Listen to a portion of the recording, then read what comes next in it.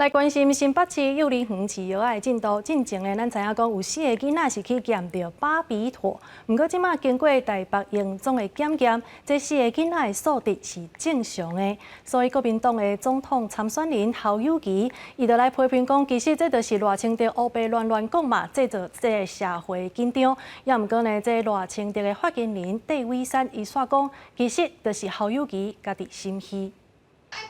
国民党总统参选人侯友宜日前拜会新竹市议会，听基层的声音，针对新北市幼儿园饲药案件滚价，进前就验出巴比妥类的4个囡仔确定无检出。侯友宜批评对手赖清德，选战一直半乌造谣，制造社会对立。尽量不要去伤害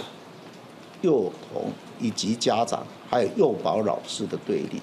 这些赖 GPT 一而再、再而三的重复抹黑造谣，假讯息关3天，罚3万。 侯天霞到台北市中正1分局，要揭发对手赖清德甲警总犯人戴伟山散布假信息，佮批评戴伟山伫案件一开始就定调囡仔互人饲毒，涉嫌违反社会法，散布不实信息应该关3天，或检调赶紧侦办。赖清德对外回息的佮要求戴伟山辞去发言人，戴伟山回击囡仔有阶段症状是事实，侯友宜代办处理也是事实，指控侯友宜正经代志无做，只不因个人。 现在已经有8名孩童体内验出巴比妥，有22名家长提出告诉，这才是侯市长迫不及待想掩盖、不愿社会想起来的真相。侯友宜以司法滥诉，企图掩饰失职。另外，民进党参选人郭文天早起先伫标定，甲馆长共同禁做伙，暗过2人零活动。下晡去中华宝岛公庙，现场有真侪支持者关贴无用签名，甲里面活动争取支持。